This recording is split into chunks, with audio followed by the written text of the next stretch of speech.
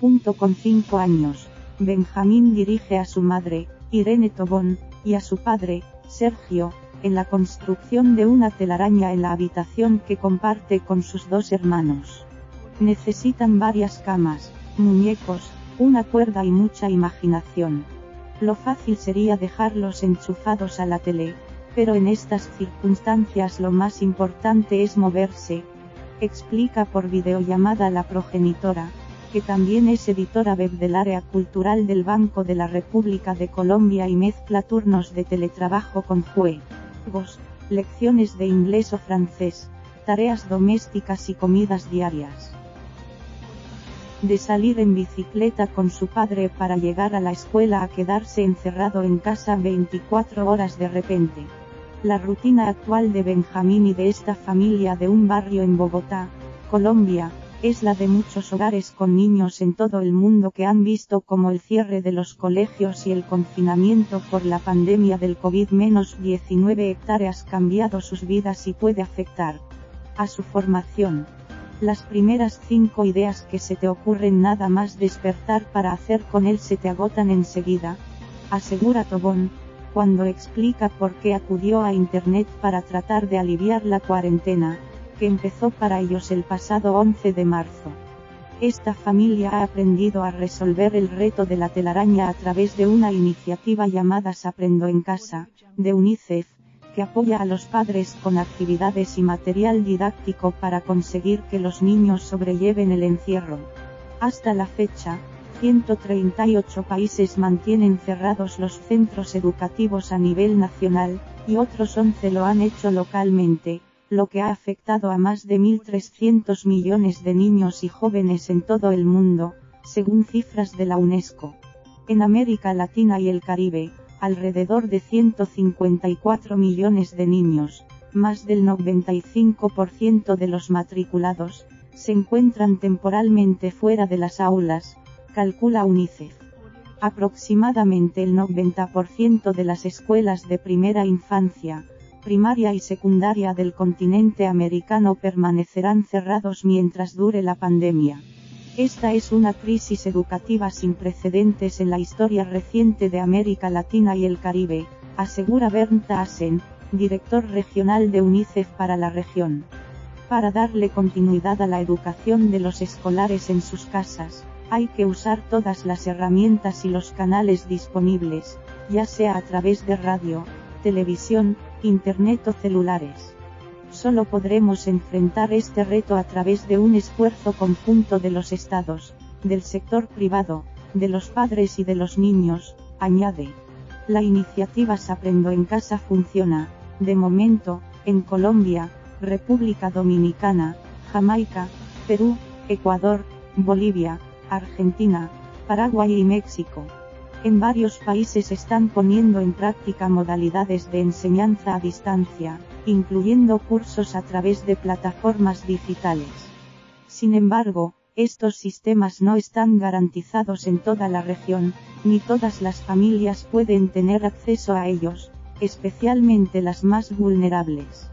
Es prioritario impulsar contenidos accesibles en radio y televisión para los niños y niñas de bajos recursos, en riesgo de exclusión, sin acceso a Internet, con discapacidad, migrantes y de comunidades indígenas. La radio ha vuelto a ser el medio en el que la gente confía, explica desde Panamá en videollamada Laurent Olivier, jefe regional de comunicación para América Latina y el Caribe y uno de los impulsores de la iniciativa.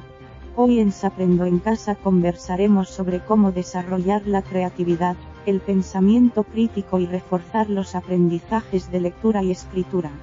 Sintoniza nuestro bloque en los informativos de @Perupe de las 9 a.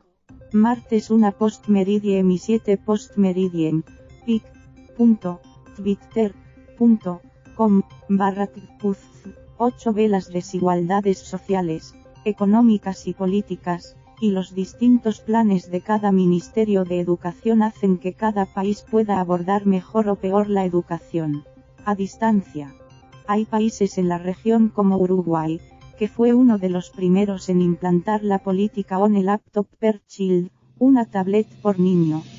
Pero no todos han avanzado en la misma línea, lo que esto lleva a que ahora, cuando más se necesita, las infraestructuras que ya van desarrolladas sean cruciales para afrontar esta crisis. Explica por teléfono Florencia López Boo, economista líder de la División de Salud y Protección Social del Banco Interamericano de Desarrollo, BID.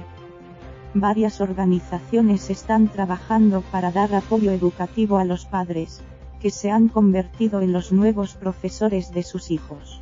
Save the Children brinda actividades educativas a través de las radios en Colombia para que todos los niños, incluidos los de origen refugiado o migratorio y los discapacitados, puedan seguir aprendiendo en sus hogares. El Ministerio de Educación Trending Botia tiene un programa denominado Profe en tu casa y los asociados apoyarán su ampliación para que más niños puedan seguir aprendiendo. Esta crisis sanitaria, que podría extenderse más allá de lo esperado, aumentaría el riesgo de abandono escolar definitivo, especialmente para los menores de edad más vulnerables. Nunca tantas escuelas han estado cerradas al mismo tiempo. La expansión del coronavirus COVID-19 está dejando a la gran mayoría fuera de los colegios en las próximas semanas. Si se extiende más el cierre, hay un gran riesgo de que estos se queden atrás en su curva de aprendizaje y que los más vulnerables no regresen a las aulas. Es vital que no dejen de aprender desde casa, asegura Asen. Con un tercio de la humanidad confinada y las escuelas de la mayoría de países cerradas, los expertos en educación vaticinan lo que vendrá después de la crisis sanitaria, la que ya llaman la segunda ola de esta pandemia, las secuelas psicológicas en los niños después de un largo tiempo encerrados, además de las graves consecuencias educativas a las que se enfrentará la sociedad. Sienten frustración por no salir de la casa, no son capaces de expresar sus sentimientos de manera tan clara como un adulto, y la falta de contacto personal con sus amigos, también puede acarrear consecuencias mentales, explica López Boo. Esta crisis sanitaria, que podría extenderse más de lo esperado, aumentaría el riesgo de abandono escolar definitivo, especialmente para los niños más vulnerables. Las escuelas son una institución que va más allá de la enseñanza, son centros de juego, además del lugar donde se forjan las primeras amistades. Y para muchos pequeños de familias en exclusión social son un comedor donde reciben desayuno y almuerzo, esenciales para una buena nutrición. Que cierren, de manera prolongada puede tener graves consecuencias, no solo educativas. El impacto en la región no va a ser parejo, va a afectar más a aquellos que ya eran vulnerables, explica Horacio Álvarez, especialista senior de educación del BID en Panamá, que señala cómo ya hay escuelas en las que de manera online se están haciendo las mismas tareas docentes, y en otras nada, especialmente en las zonas rurales o marginales suburbanas, donde la conexión a Internet es un desafío más. Existen dos impactos a nivel educativo que Álvarez encuentra que van a surgir después de esta crisis y que pueden expulsar a muchos niños de la escuela. Uno es qué va a pasar con aquellos alumnos que no han acabado sus estudios pero estaban a punto de incorporarse al mundo laboral. El segundo, un problema que ya tenían los sistemas educativos previamente, los alumnos repetidores, que el sistema hace fracasar. Los chicos entre 14 y 15 años que estudian por las noches, o en los fines de semana, ya eran vulnerables antes de la crisis y ahora van a serlo aún más, advierte el experto. El foco para luchar contra esta pandemia se ha puesto, como es evidente, en el sistema sanitario, seguido del aspecto laboral, pero lo que afecta directamente a las familias es la educación. En países de la región donde la educación ya mostraba una gran brecha entre ricos y pobres, entre los del área rural o urbana, y entre los distintos países, esta situación la exacerbará aún más si no tomamos medidas fuertes o correctivas una vez superada la crisis. Contextualiza Álvarez. Esa tela de araña, la que construyó Benjamín con sus padres, se ha transformado ahora en una estructura mayor, Una casa con patio donde Irene y Benjamín han pintado flores y preparan el té cada tarde y juegan, como si fuera un patio de verdad. El refugio preferido de este pequeño de 5 años durante la cuarentena. El mismo que, para muchos, es la escuela. Fuente, elaboración propia / UNESCO. 2020.